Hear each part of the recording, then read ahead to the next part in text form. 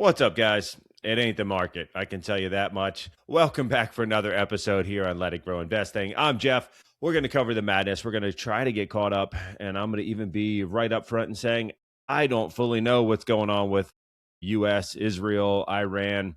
I try to watch a little bit of it, and it almost feels like there's contradicting stories left, right, and center. Get updates on Twitter or X that tell you that this is happening, and then someone else denies it. So it's a mess. But we're going to try to figure out where we go from here, where we can do with our money, what trends are working, which ones I don't want to get into, and where we can deploy a little bit of capital to stay dollar cost averaging into the market, to be a little bit smarter with our money, and try to outdo the average everyday investor. It told me to put a title, so that's what I put for myself, was the average everyday investor. That might be a little bit lowballing myself here, but it's all right. That's kind of what it is, right? As far as average everyday, work a job, come home, have a family, put some money in the market, and I'm not fully accredited as a financial planner or anything else. Yeah, I guess so. So I'm a average everyday investor on those fronts, right?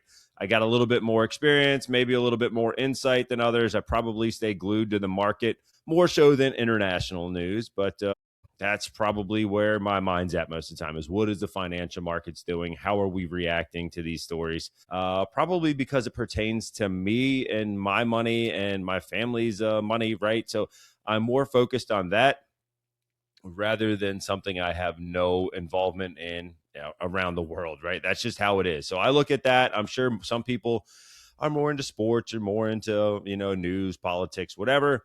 I focus on the market. So I might not just be your average everyday investor, but I am an average everyday American that is investing into the markets, right? So that's where I kind of come into play. I try to get people caught up on what is going on and where we can go from here. So I have been taking a look to see how the market is doing, right? And like I said, it's not doing so hot.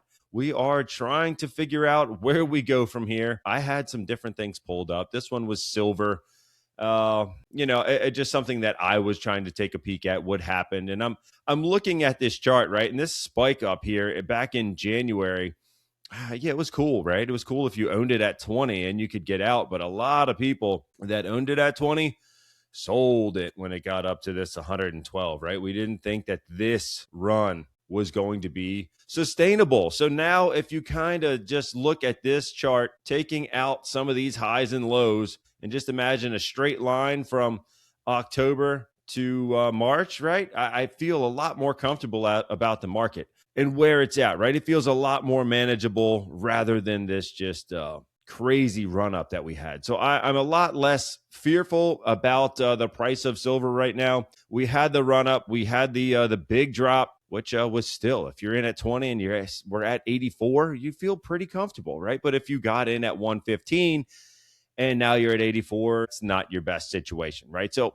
that is kind of what we look to do in a nutshell, right? We want these smoother lines of growth, right? I don't need anything that's going to go 6 times overnight and then give away 30%. I don't really need that. That can be a lot of stress and anxiety. And I just don't really feel like following it that closely to know what the silver market is doing every second of the day.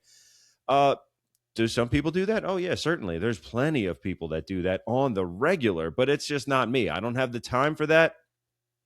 And I'm just not a trader like that. So I'm more long-term. I think this whole podcast kind of relates more to long-term investing. Yes, I talk about some options. Yes, we talk about some speculative plays, but we overall, we're trying to build long-term wealth. So again, from gold, right? We were looking at gold year to date. This is, call it January 2nd, right? January 1st, right back here at 43.14 we closed, and we're at 51.58 right now, right? So we had this fall off right when silver did. We gave it back, and then we started rallying again. So now we're firmly entrenched in this conflict, war, whatever you might want to call it, and gold and silver are doing well.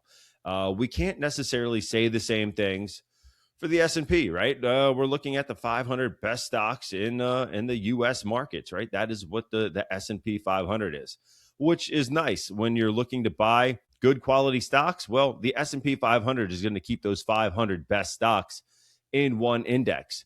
You don't have to worry about, is this company going out of business? Because if it is, the S&P is going to kick it out. They're going to bring someone else in that's performing better. So when we're looking at it, right, well, we would hope to see that we've been making some money this year. But guess what?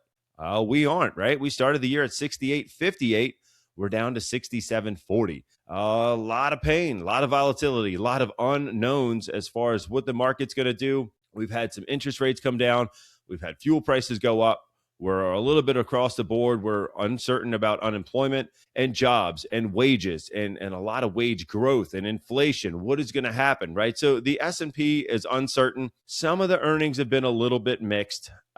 I don't even say that a lot of them have been so bad, right? But I think there's just so much fear out there about the things that are going on. Is AI still going to get the spending? What happens if some of these smaller countries can't afford a higher cost of energy? Now, are they going to be spending money on AI if they can't afford to heat their homes or to run their cars or their factories? So there's a lot of different things at play and a lot of geopolitical uncertainty around the world, not just simply here, right? And I mean, I've seen it, right? Gallon of diesel about a month ago was like 350, 370. And that was kind of during the peak of the snow season for me. So I was burning a lot of diesel through equipment and trucks, right? But now, this week, I paid $4.70. And when I drove past the station yesterday, it was $5.40. So that is a massive run up. Now, do we want to simply buy an energy company, an Exxon or a Chevron right now because fuel is going up? Well, no. Now you've kind of got that flip side of the story where oil has run up so high that are other nations going to be able to buy it? Are we going to be seeing other companies or countries being able to actually use it at the cost that it has? Our business is going to start, maybe not running as many trucks or making sure every truck is loaded fuller for those long hauls. So there's potentially that too. And you're not seeing shipping rates going up, but you're seeing diesel prices go up. So you might see a diesel surcharge on your delivery. I know a lot of people in my industry, in the landscape and hardscape and other industries in that area, charge more when fuel prices go over $4 or $4.50. So you're going to see that kind of play out as well. Everything's going to get more expensive. And are the customers going to be willing to pay those additional charges to get the work done? And if they aren't, that means they're tight, which also means companies like myself are going to be tight because our revenues are going to be down. So it becomes a slippery slope. Are we buying as much diesel or fuel if people and customers aren't willing to pay a rising price? And that is, supply demand in a nutshell, just kind of hyper focused on my industry. But, you kind of expand that out across the country, across the world. And yeah, there could be a potential slowdown. Until we get prices regulated. We're looking at crude being at $90.90, right? And that is massive over the start of the year, right? We were at $57.32. So we're really, really seeing some massive gains. And that is, it's painful. It's painful for everyone. It's painful for every consumer, every business that is involved in, using oil, which is essentially 95% of industries are going to have some sort of oil consumption somewhere, from production to transport, manufacturing, or anything else, right? So I'm looking at that. I'm looking at a lot of things that I don't necessarily want to run into a CVX, a Chevron, an ExxonMobil. Yes, it's done pretty well, but at what point does this break? If we do get a resolution on Iran and Israel, US, if we do get a lot of these other things solved, does it come crashing back down? Well, I think that it could.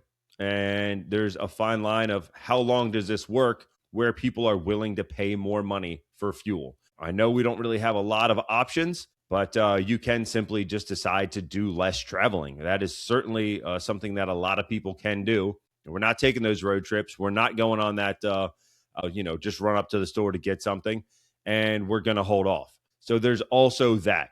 People are going to consolidate their trips or whatever else. So I don't necessarily think that running into a crowded trade like a Chevron that is up so significantly in the last 3 months, or an ExxonMobil, is necessarily going to be our best play. Sorry, guys, I'm looking at ExxonMobil here. Had to get a little drink of water. And this one's not pulling up. But yeah, year to date, it says 25%. That feels about right. I'd have to take a look at this actual chart to know, but it doesn't want to load for me. Days range, we've got 52-week range, 97.80 to 159. So we were probably in the 110, 120 range to start the year. I really don't follow Exxon all that closely. I probably should, but I'm more into Chevron, so I follow that one a little bit more. So yeah, I don't necessarily want to get into these things. I don't want to be into the crowded trade. I'd rather be doing something more to plan for, bluer skies, greener grass.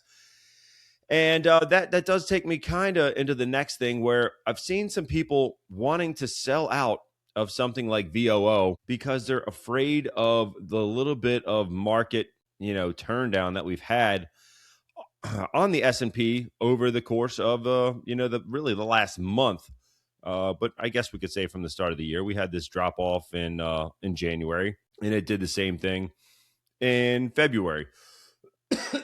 Now, it did hold these lows in February, right where it met those lows in January, but now we have broken through them. So we could see more downturn in the market just based on the fact that we broke these low price points here. We failed to reach a new high. We had a high kind of capped out there. We pretty much capped it there, and then we still failed to break above that to get to a new high in February. And now we have broken these support levels down here at the bottom at 67.92, and we went down to 67.40. So for a lot of different reasons, it could potentially still sell off, but I need to see that as a better opportunity for entry. If I thought that NVIDIA was a good company over here when the market was at 69.85, I like buying it more so when it's at 67.40. So that is basically what I'm saying here. We don't really want to run for the hills simply because a couple things in the S&P are going down, right? I don't want to do that. If you have to have the money next week, okay, that's a different situation. But if you're looking at being in this long term, I definitely think that buying into some of these dips on this weakness while still having some dry powder for some more buying opportunities into April and May, I think that is a great idea. So that is what I've been doing. I told you guys I had a little bit of that money from the UPS covered call that went last week. It sold, and that was at 115, and I think the stock price went to 116. Well, now UPS has gone way low, and I was able to buy some back. Decent trade for me. It's at 102.36 right now. And last week it was at 116. So again, fuel prices, they're going to hurt someone like a UPS. There's a lot of different things that maybe we're not buying as much. Maybe we're not shipping as much. So UPS is going to take the brunt of this on the chin when it comes to rising fuel costs and a slowing economy potentially, right? So that one worked out really, really well when I sold at 115, and it didn't keep on running. If it would have kept going and it was at 130 right now, I'd feel like, oh man, I lost. But I was able to buy some back in the 110s, in the 105s, and I've just been repurchasing some of these shares, some of them, at a discount. So when I'm looking at what I did in the market here, I'm going to pull up some of the different things that I have ordered. And this is just for the week. I will show you guys this one. I will share this tab instead.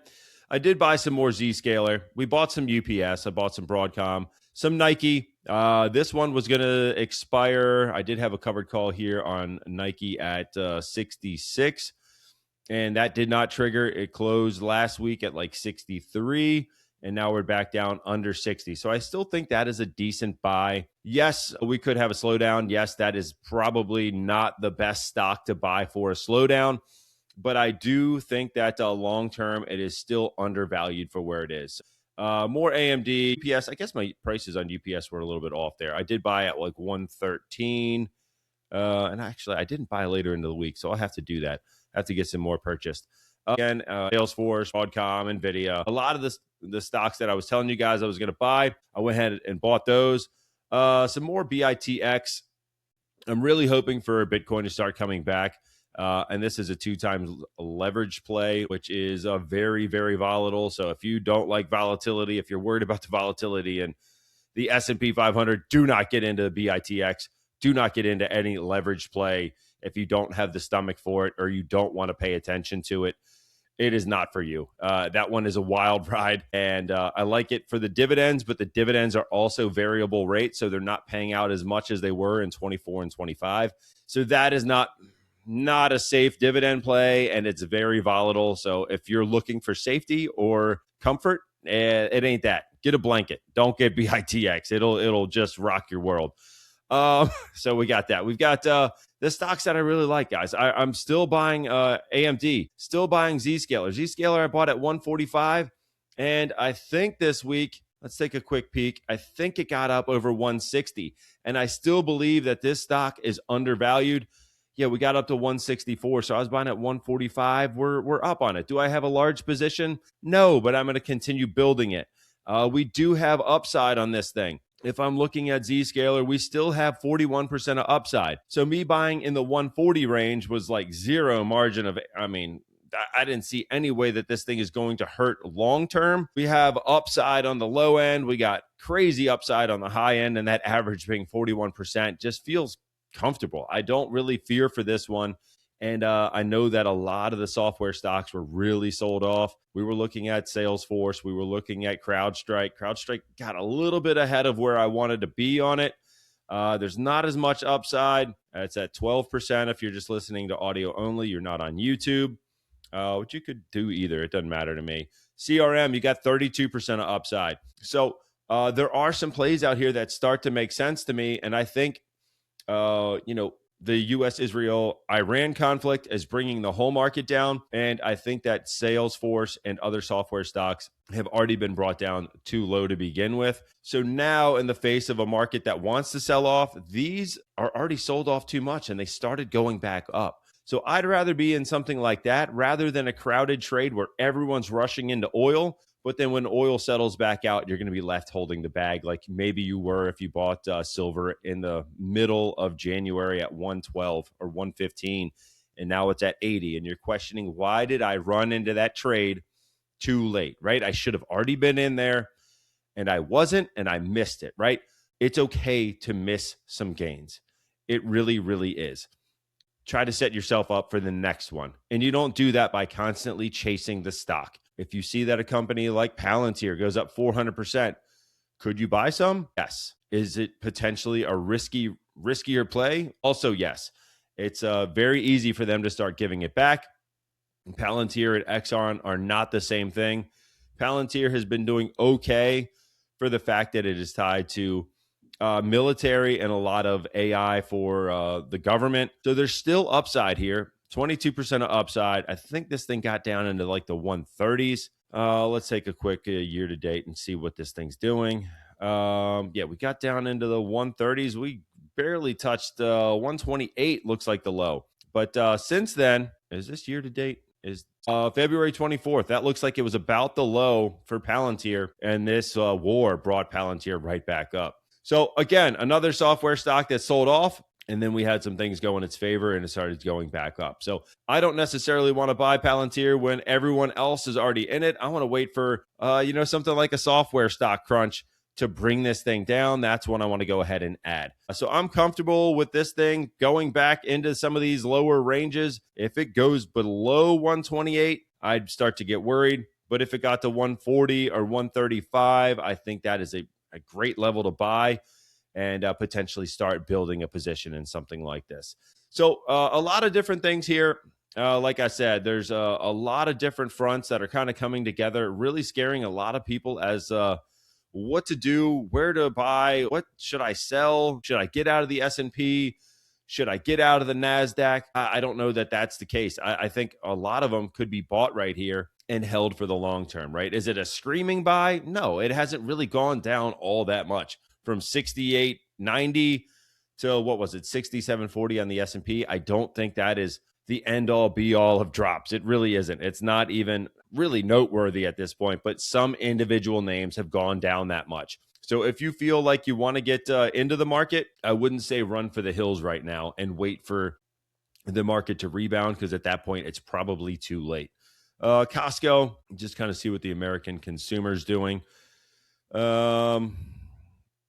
Yeah, we were above 1,050. This is probably how far back now? This was last February, kind of spiked up in June, and then we kind of came crashing down to start the year, right? We were down almost to 850. I think I was saying that's probably a solid point to buy Costco.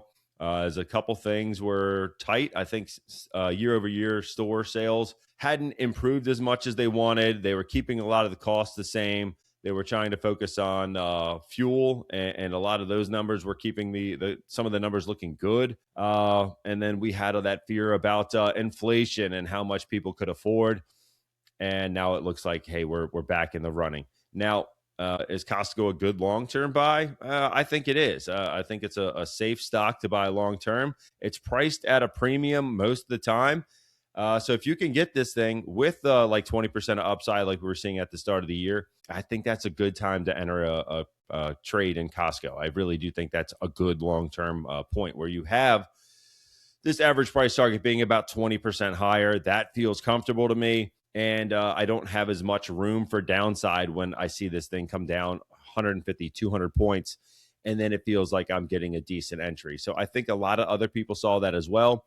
And that pushed this thing back up to 998. Call it 1,000 at this point. Up only 1.5% on Friday, but that represents about $15.50. I was watching AV. I think I talked about this one a while back. This thing has had a crazy week. It is a drone stock, and I believe they are all American made. That might not be, they might be final assembly in America. I don't have that, but I know this thing is trading like a growth stock that is firmly planted in the defense space. Sorry, I'm drawing a blank here. We've got about 54% of upside. When I'm looking at this thing from a long-term point of view, it did get really cheap here. If I look back a little bit, that's 1 year. That might be a little too far. I believe it got lower than that. Maybe I'm misremembering something, but I thought we were in the one. Yeah, we were in like the one somethings. This chart does not help. We were like 160 like last May, and now we're at 230. But it did run up higher. We were at 364. Okay, this chart's just throwing me off. We're at 364, and now we're at 230. And I still think that this stock has a lot of room to run for what it is, right? It's a growth stock, essentially, that is in drone technology and in the defense contractor space. And having around 50% of upside with the amount of product that they're selling and the amount of demand for drones right now is pretty awesome. You're not going to see that from a Lockheed. You're not going to get that from a Raytheon or from General Dynamics. You're not getting 50% of upside. You got negative upside on Lockheed, minus 1.8. General Dynamics, 10%. RTX, we've got 7%. If I look at, we had some other names down here. I need a refresher on all my other tickers that are in the space. LHX, NOC. Yeah, let's look at those. If I look at LHX, L3 Harris, 8%. If we have, what was the other one? NOC, that's Northrop. We probably are in that single digit as well. We're negative, right? So the fact that you can still find a defense contractor in the drone space that has 50% of upside that came down from 364, so it's already been there, and I think we can start to rebound, man, that feels like something where we actually have some upside. We actually have a little bit of bright skies when you have that amount of upside, limited downside, right? 12% up on the downside. That is better than most of these other companies on the average, right? So for the, my bad. Sorry about that. For the fact that AVAV is in those spaces, has that amount of upside. Yes, it is a growth stock. Yes, the earnings is not there. It's not going to be tried and true like Lockheed, Raytheon, Northrop, General Dynamics, or any of those big players. But you're trying to find the trend that could get you paid. That could get you paid. Do I want to go all in on some small growth stock that's in drones? No. Why? I mean, I already said it. The fact that this war could end tomorrow, that means that AVAV might not get as many deals as they need, right? They might not sell as many drones. Do they have demand right now? Yes. But if we keep blowing up more drones, they're going to need more drones. The fact that we don't know what that future is going to bring, could it be a play for an option? Possibly. you're probably paying up for the options with the amount of volatility that AVAV has had. I think it was up like 15% on Tuesday after being down 15% on Monday. So we can look at the 5-day. We're going to take a look here. We went from like 210 up to 235, down to 213, up to 230, right? So it doesn't look that big, but that's a 20-point swing plus or minus in the given course of a day or two. And yeah, it's just been this bit of a roller coaster. So you can certainly look at the trend, see where you want us to have an entry point. If it's around 215, 220, wait for it to kind of come back to you. That starts to make sense to me. So that's what I'm looking at, guys. I'm looking for those stocks that make sense when nothing else seems to be making sense. I don't necessarily want to buy oil. The defense contractors don't really seem to have too much left in their sales. Could they? Yes. Are these price points perfect? No. Like I said before, analysts, that's a lot of old news right now that we're looking at. So could they still go up? Certainly. But I don't want to get into a situation where they could go up. They should go up if the war continues. But if it doesn't, it's going to fall. So I don't want to chase them. I don't want to do that. Do I want to buy anything that's on our list for the 12 or 13 stocks for the investing challenge? I've kind of told you what I've been buying. I bought some Nike. I bought some Salesforce. I did not buy SoFi or Adobe. I bought some AMD, bought some NVIDIA. I did not buy Microsoft this past week, but I have been buying. Amazon, I still like. They are doing some deals, I believe. And now I know they had a data center in, I want to say Qatar, go out with some airstrikes that parts of one of their buildings got hit, I believe, and caught on fire. And I think that was down for a bit. I don't think that is a long-term pain point for Amazon. I think they will navigate through that as best they can. Celsius, I still like. I think that's probably one of the safest plays right now is Celsius, the energy drink company. GE Vernova, again, that's another one that I really need to do a lot more work on, but I really like the progression that it's had over the past year or so. Netflix has been doing okay. I think that one didn't go down as bad as others. Let's take a look here. I'm going to pull this up real quick, and then I will go ahead and share it with you guys. NFLX. Oh, sorry, I was sharing. My bad. 99, right? We're at 99. Beginning of the year, we're at 91. We dropped down, I believe, into the low 80s, maybe the high 70s. Oh, yeah, it was high 70s. So this was the time to be buying it, right? I was saying 91 at the beginning of the year. I liked it. I liked it more in the 80s. And if it got into the 70s, that was a definite pickup purchase for me. So I probably need to set a little bit more, a few more alerts, watch price targets, and start making these plays when it gets to where I need it.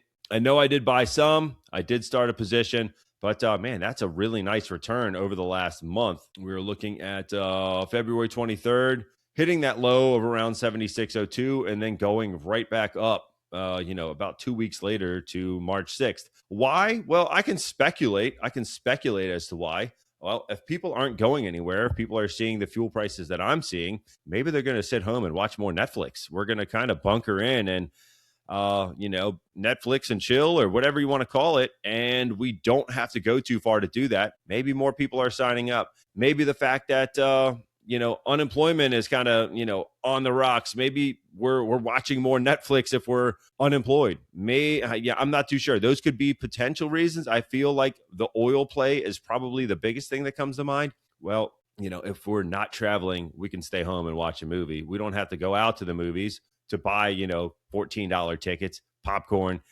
and spend fuel money when we can just stay at home and watch some Netflix. So I think a lot of those things contribute to the fact of a stay-at-home stock when fuel prices get too high. So I like that one. I'm not going to buy it right now for the fact that it just had this massive run, and I don't want to chase it, right? So I've said this time and time again, I'm not going to chase a Netflix that just went up 23 points or 20, whatever it was. I don't necessarily like that idea. In fact, I'll say it's probably a poor idea. If you want it, you should have bought it when it was on sale. Now we're at 213 on Amazon. What's the chart look like here? Well, we kind of came back down. We were up near 250. This was in November. I still like Amazon. I still like all of these names, or I wouldn't even be mentioning most of them. Soft, 408. I liked it more under 300, under 400. We did get there like earlier this week. This is year to date. So yeah, we've got back here, we were 354. We were under 400. I thought more than that. I thought we were not lower than that, but I thought we were under 400 somewhere around here. And this is saying that we were 517. Yeah, I might have to take a look again at some Microsoft. I like where we're at as far as the price. We are above some of these lows. We started to turn around. So the fact that we didn't get down to this 354 level, we kind of bottomed out here around 384. That's a good sign to me. We did break a little bit higher up here. Previous high was 533, and this one hit 541. We had a little bit of resistance there. Did not want to break this 200-day. The 50-day is crossing, which is not a great sign, but then we did start to see it come back up, and we held. So there's a couple things I like here in this setup. I don't like this death cross, as we've called it before, where you've got the 50-day crashing through the 200-day. But I do like the fact that we found some support down here. And if we can hold these levels, I think this is a good sign. So that's kind of your 50-day, 200-day moving average crosses in a short, brief, kind of concise, summary there for you. I do like Microsoft. I wouldn't be afraid to buy it. NVIDIA, we just bought that one. CRM, we were at 250 at the start of the year. Did I just pull this one up? We're at 202. I like the sale. We've been under that 200-day for a while. We did get this bit of a reversal down here. 178 was a great spot to be adding this thing. Granted, you didn't really know if it was going to turn. So the fact that it did start to come back up here in March looks a little bit nicer, right? It looks like we got something here. But I want to see if that's got a little bit more staying power. Where are we on analyst research here? 32%. I'm not against that. That's still better than a lot of these defense contractors or even fuel and energy oil companies. Chevron, did we look at that one? I can't really recall. So yeah, we're about flat there. Exxon. We got downside there. So Salesforce looks a lot better than that. SoFi, I still like SoFi. They keep on building out. Robinhood keeps building out too. They've got a lot of different things going on. Custodial accounts for kids. You can now gift to custodial accounts. There's a bunch of different things going on there. They're doing a platinum card made out of actual platinum for some of their top tier members. SoFi, 1890, 37% of upside. I really like this. They continue to add customers. They continue to sell more services. And just kind of keep that snowball going of customer acquisition. And then how much can we take from that customer? How big of a service platform can we build for that customer rather than just having a checking or a savings? Can we do home loans? Can we do refis? Can we do car loans or whatever else? Can we get them better rates? And how can we do that? So they're still finding ways to grow that business. So I do like SoFi. I think that's probably a safe spot to be right now, is SoFi. So I will say that I'm going to add $200 worth of SoFi into the investing challenge portfolio for this week, right? That is going to be bought tomorrow, probably around lunchtime. I don't like to buy too early. There's a lot of volatility on a Monday morning, especially after airstrikes in Iran. There's a lot that it needs to be digested when it comes to the market and what's going to happen on Monday morning, right? We might open crazy high and then see this thing kind of trickle down, or like we saw earlier this week, that the thing opened really low and then somehow we turned a green day at the end of the day. Doesn't always make sense. So sometimes I want to let that volatility kind of shake itself out, figure out what kind of direction we want to be in, and then kind of go from there. This one isn't going to lend ourselves into too much war, too much oil. Yes, they're all interconnected, but it is kind of in that financial younger generations that we're kind of targeting. So I don't know that that's going to be as influenced by the war. And then you've got all the other tech plays that I still think are fine. There is a little bit of uncertainty around some of the spending on AI right now. I still think it's strong. That's why I've still been buying it. But for this week, for the investing challenge, I'm looking to add SoFi, right? So $200 of my own money gets added. That is our Webull portfolio. I do have links in the description to help get you started. You're looking at my E-Trade page right now. I do have links there if you want a little bit more I think easier to navigate news and finding your dividends and seeing just what your income's looking like for the next year. I think E-Trade by Morgan Stanley's my go-to. I do the Webull thing to have a separate account, to have that side account to basically see what we can do by investing $200 a week over the course of 5 years now. I think we've been doing this, maybe four, maybe this is year four. That's what I'm doing there. I do have links for crypto.com to get started on that. If you're looking to build a Bitcoin portfolio, probably a decent time to get in on that front as well. I will be adding to my Bitcoin position as some money starts rolling in from this snow work, which was back in January and February. Hopefully I get paid by April, maybe May. I know it's painful. It is very painful to get people to pay their bills as quickly as I'd like to spend that money. And I've already spent all my money paying everyone that I employ. So it's very difficult to navigate when you feel broke, but you're just invoice broke. But that is what it is. It's part of the game. I know there's people that are going to probably argue with that and try to say that there's ways to get paid quicker. I know there's a couple ways. I could take a payday loan from some of the money management companies that kind of some of the bills go through, and they will front them. But that takes like 2 or 3%, and I'm not in that big of a crunch to really do it, even though I would like to buy a lot of things on the dip. But anyhow, I kind of digress, right? We're buying SoFi. That's what I'm looking at. That's what I'm spending the $200 on this week. And that's it, guys. I'm signing out as your average everyday investor that just wants to get rich alongside you. It's part of my get rich slow scheme over here. It's not overnight, but we're going to build some wealth, and hopefully we can do it together. So thank you guys for stopping in. Any questions, feel free to comment. I'll try to do what I can to get back to you or answer it in the next episode. So thank you, and feel free to ask the questions. Try to be an open book and try to get you guys the help that you need and that you guys deserve, right? I mean, the big players seem to get all the input from everyone, and sometimes the small players really don't get that kind of attention. So that's where you can kind of lean on your average everyday investor to get something done and get going on your own accounts and your financial well-being. So thank you, and I'll talk to you in the next one. Take care.